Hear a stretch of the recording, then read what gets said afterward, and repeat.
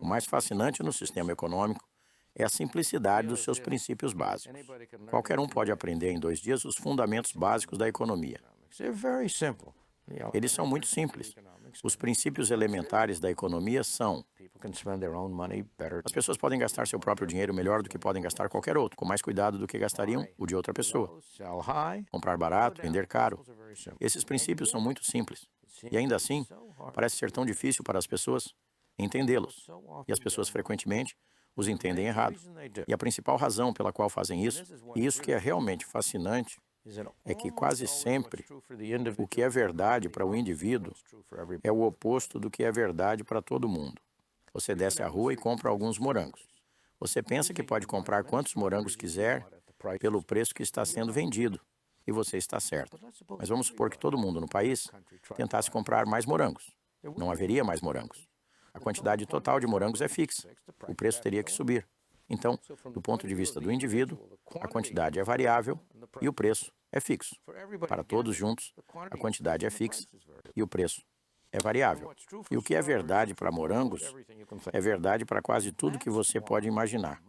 E é por isso que, na minha opinião, as pessoas comuns são tão sujeitas a falácias econômicas, porque tendem a extrapolar o que é verdade para elas mesmas para o que seria verdade para todos. E quase sempre isso dá errado. É comportamento humano, mas não é psicologia. E a razão pela qual não é porque a psicologia está preocupada com o indivíduo. A economia está preocupada com um conjunto de pessoas. E é por isso que não é psicologia.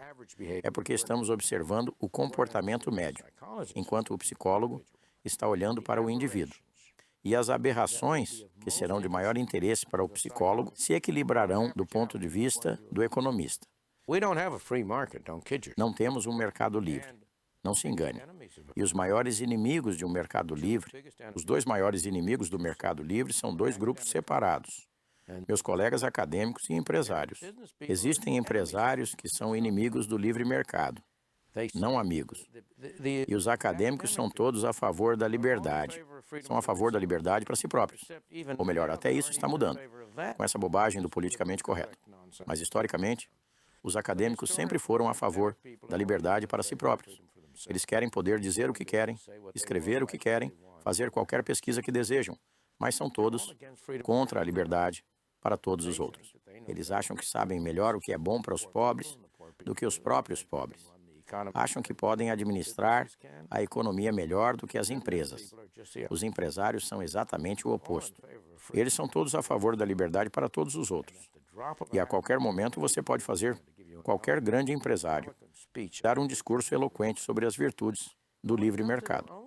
Mas quando se trata do próprio negócio deles, eles querem ir até o governo e obter uma tarifa especial para proteger seus negócios. Eles querem uma dedução fiscal especial. Eles querem um subsídio fiscal. Quando a Chrysler estava à beira de falir, o que deveria ter acontecido? Ela deveria ter sido permitida à falência. A Chrysler exerceu influência política, tentou fazer com que o governo emprestasse dinheiro para subsidiar. Então, empresários em geral, não todos, têm algumas exceções notáveis. E eu não quero incluir todo mundo, assim como nem todos os intelectuais estão nessa categoria. Mas, no geral, a maioria dos empresários são inimigos dos mercados livres. Os verdadeiros beneficiários dos mercados livres são os homens invisíveis, o consumidor, o trabalhador comum. Essas são as pessoas reais que se beneficiam dos mercados livres. Mas, infelizmente, eles não têm o tipo de influência política que os grandes grupos empresariais têm. Um dos grandes economistas do século XIX foi Alfred Marshall. E ele tem como uma espécie de lema para um de seus livros: o visto e o não visto. E é um lema maravilhoso para isso. O que acontece na economia repetidamente é que há 2 conjuntos de efeitos de qualquer ação: os efeitos imediatamente visíveis e os efeitos invisíveis e disseminados. E os efeitos invisíveis e disseminados são frequentemente muito mais importantes do que os visíveis. Mas as pessoas não os veem. Deixe-me dar exemplos muito simples. Nós temos uma cota sobre a quantidade de açúcar que pode ser importada de vários países. O efeito visível disso é que existem cerca de algumas centenas de milhares de produtores de açúcar de beterraba que se beneficiam muito disso, que conseguem continuar cultivando beterraba. Eles não se beneficiam tanto assim porque a maior parte do dinheiro vai para pagar as despesas de cultivar as beterrabas. E, na verdade, se não houvesse essa cota, eles encontrariam outra coisa para fazer. E, no curto prazo, o efeito visível é que eles conseguem ter um mercado que, de outra forma, não teriam. O efeito invisível é que todo consumidor nos Estados Unidos paga o dobro pelo açúcar que compra. Agora, você é um consumidor. Quanta atenção você dá ao fato de que está pagando o dobro pelo açúcar do que deveria? O fato de você pagar o dobro vai fazer com que você vá até o governo testemunhar contra a cota do açúcar? Mas produtores de beterraba vão até o governo para testemunhar a favor da cota do açúcar. Esse é um exemplo típico do visto versus o não visto. O visível concentrado versus o invisível disperso. E a principal razão pela qual quase metade da renda deste país é controlada por agências governamentais, em vez de pelas pessoas que a ganham, é por causa desse contraste entre o visível e o invisível. Falamos que é um governo da maioria, mas é um tipo muito peculiar de maioria. É uma maioria composta por um monte de minorias. Você tem 0,1% da população que são produtores de beterraba. Eles fazem parte dessa maioria. Depois você tem 0,2% de pessoas que trabalham na indústria têxtil.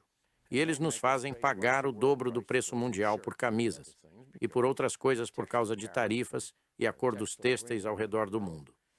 E assim por diante. Você tem todos esses grupos especializados, tem os sindicatos, tem esses e aqueles, cada um separadamente é uma pequena minoria. Mas todos se juntam. Cada minoria está mais interessada em seu próprio pequeno problema do que no que acontece com o resto do país. E por isso está disposta a ceder seu voto para outras coisas, se receber algo em troca. Então, o que temos é uma maioria construída com troca de favores, em que a maioria real das pessoas não está de fato representada. Suponha que você conseguisse fazer uma pesquisa com a população sobre essa questão. O governo impõe cotas sobre a importação de açúcar. O resultado disso é que milhares de fazendeiros conseguem cultivar beterraba, o que de outra forma não conseguiriam. E você está pagando o dobro pelo açúcar. Você é a favor disso? Há alguma dúvida na sua mente de que a maioria diria que é contra? Deixe-me dar outro exemplo, muito mais importante e muito mais dramático. A indústria mais socializada dos Estados Unidos é a militar.